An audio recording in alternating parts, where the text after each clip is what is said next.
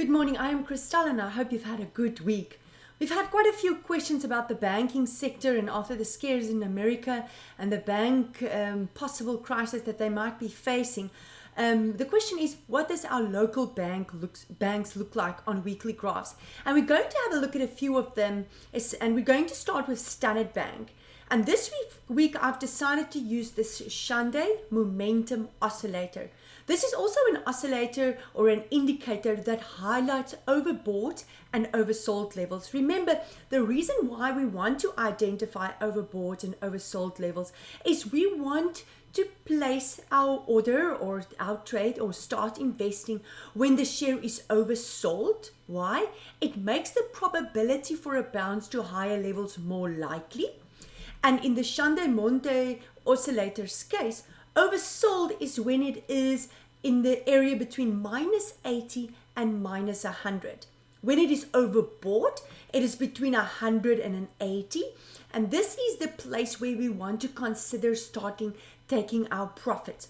Now, what is nice about the CMO, an abbreviation for this indicator, is the signal line. So once this signal line, the zero line, changes into a support, the bullish trend or towards the share is confirmed, or once the signal line is tested and remains a resistance or comes from overbought levels and changes it into a resistance, the bearish trend towards the share is confirmed. So ideal place to buy, obviously oversold.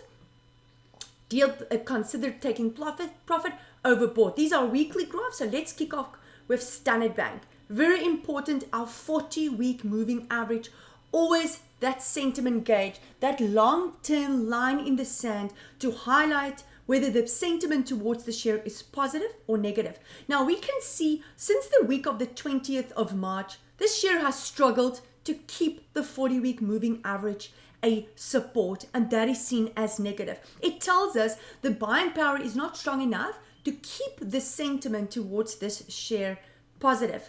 Yes, my CMO has turned around, but it's not an ideal place. It's not in oversold territory.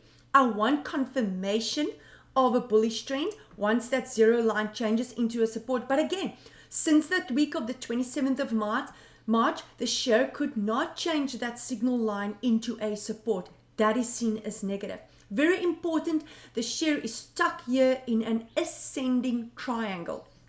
Now, an ascending triangle can become a continuation pattern. In other words, this uptrend can be continued once that upper band, waiting there around 188 Rand 17, changes into a support. So once the share starts to trade above it, we can assume more momentum for the upside. But again, since March, the week of the 28th of March 2022, the share has struggled to change those levels into a support.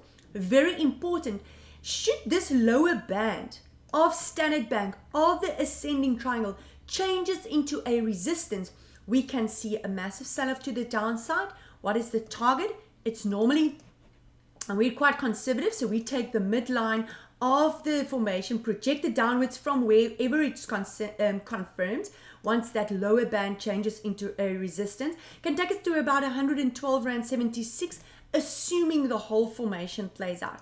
So at the moment, a little bit nervous about Standard Bank, below that 40-week moving average. It's not an ideal place to buy the share, so technically we should sit on our hands. Absa, also a share.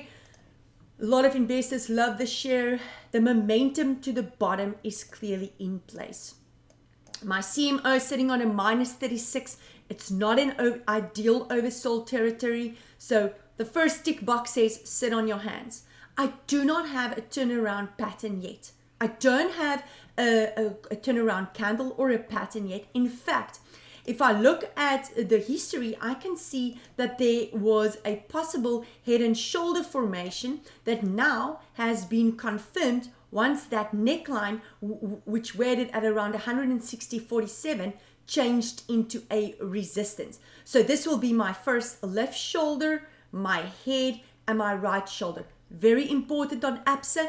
This 40-week moving average waiting at 188.46 has also changed into a resistance. For 4 weeks, since the week of the 27th of March, the share has tested the 40 weeks moving average and could not change it into a support. And that's where my orange and red lights are flashing, saying, be careful, there's not enough buying power to sustain the momentum to the top. The warning of this head and shoulder formation will only be off the table once the top part of the left shoulder, why do I choose the left shoulder? Because that's the highest one of the two. Only when 191 Rand 57 changes into a support will the warning of the head and shoulder be off the table. So at the moment, Absa sitting with a head and shoulder below the 40-week moving average. Again, a sit on my hands formation or a scenario that I'm looking at. Take note also, ladies and gentlemen, that Absa has had a massive rally to the top since about July 2020. So we always have to keep that in mind at the back of our heads if we start to accumulate for the long term, because it does not mean that history will repeat itself and the returns that the share have seen in the last 2 to 3 years will be continued in the future. Nedbank, same story. Here I'm sitting with a symmetrical triangle. A symmetrical triangle is an uncertain pattern. It tells me that the share can either break and change that upper band into a support to sustain the momentum to the top, which will be seen as positive.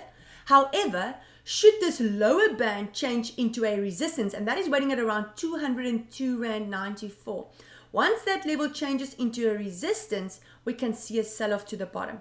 Again, my CMO is sitting on a minus 29, not an ideal place to accumulate a share. Again, should that signal line change into a support, that zero line, the bullish trend towards the share will change to positive, and we can maybe consider to make use of the bounce to the upside, maybe back to that upper band. Why do I say that?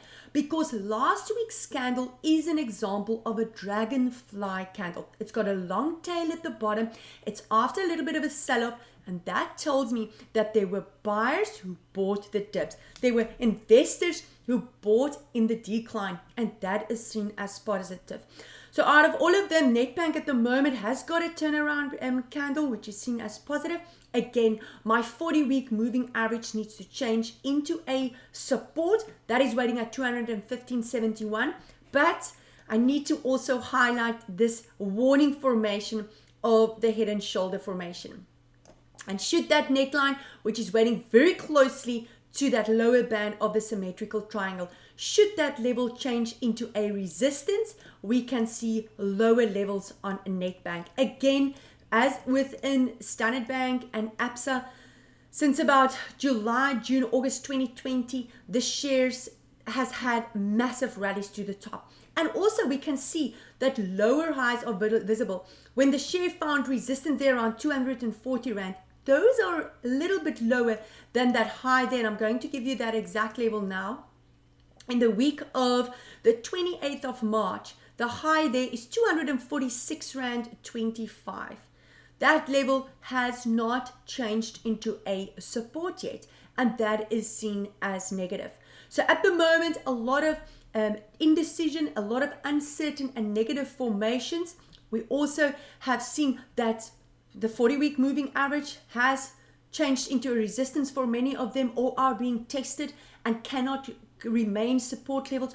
Those are all warnings from a technical perspective that the buyers are not keen to invest. They are not that convinced that the scares around the banking sector is over. And the last one I would just quickly want to have a look at is Firstrand. Again, a symmetrical triangle. It's almost as if investors feel the same about these banks, right? Uncertainty, indecision. My CMO sitting on a minus 23. I'm fighting that 40-week moving average. It has not changed into a support yet. However, only above 65 Rand 43 can I expect some upside on Firstrand.